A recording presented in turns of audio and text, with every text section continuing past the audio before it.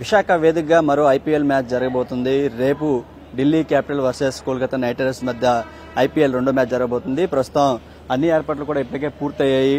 మొదటి మ్యాచ్ ఏదైతే Delhi capital versus Chennai super Kings జరిగినటువంటి మ్యాచ్కి అయితే అనూహ్య స్పందన వచ్చింది.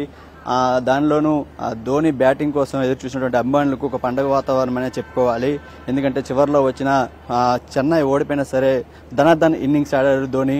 ఇక రేపు జరగబోయేటువంటి Delhi capitals versus Kolkata knight riders మ్యాచ్లో మరోసారి పరుగుల సునామీ ఖచ్చితంగా పారుతుందని అందరూ భావిస్తున్నారు. ఎందుకంటే మొదటి మ్యాచ్లో చూసాం, మ్యాచ్లో కూడా చాలా వరకు పరుగులు విపరీతంగా వచ్చాయి. మరి ఈసారి జరగబోయేటువంటి ఢిల్లీ కోల్కతా మ్యాచ్కి సంబంధించి ఇప్పటికే టికెట్ల విక్రయాలన్నీ కూడా పూర్తి అయిపోయాయి. మొత్తం 28,000 మందికి కూడా కలిసి చూసేటువంటి అన్ని ఏర్పాట్లు కూడా సిద్ధమయ్యాయి. ఐపీఎల్ లవర్స్ అయితే మాత్రం పండగ చేసుకున్నటువంటి పరిస్థితి మొన్న కనిపించింది. రేపు కూడా అదే విధంగా మ్యాచ్ ఉంటుందని కూడా అభిమానులు ఆశిస్తున్నారు. దీనికి సంబంధించి ఏసీఏ వీడీసీ స్టేడియంలో అన్ని ఏర్పాట్లు చేసుకున్నారు. ఇప్పటికే ఇరు జట్లు ప్రాక్టీస్ కూడా మొదలుపెట్టాయి. మరోసారి ఈరోజు సాయంత్రం ప్రాక్టీస్లో పాల్గొనే అవకాశాలు కనిపిస్తున్నాయి. Kolkata knight riders, Delhi Capitals ఈ రెండు కూడా ప్రాక్టీస్లో పాల్గొనే అవకాశం కల్పిస్తుంది. ప్రస్తుతం ఈ స్టేడియంతో పాటు బీ స్టేడియంలో కూడా ప్రాక్టీస్కు అన్ని ఏర్పాట్లు కూడా జరుగుతున్నాయి.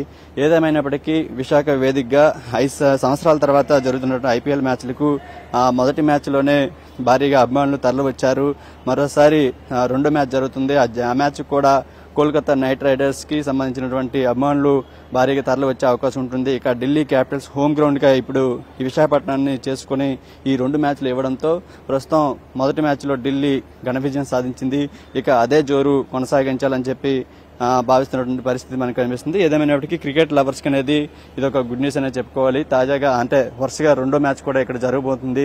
ఇప్పటికే అన్ని ఏర్పాట్లు పూర్తయ్యాయి. ఇరు జట్ల ప్లేయర్స్ కూడా విశాఖకు చేరుకున్నారు. ప్రాక్టీస్ సెషన్ కూడా ప్రారంభం కాబోతుంది. ఈసారి కూడా ఈ మ్యాచ్లో కూడా ఖచ్చితంగా పరుగులు వరద పారుతుందని ఇటు నిర్వాహకులు కూడా చెప్తున్నటువంటి పరిస్థితి కనిపిస్తుంది.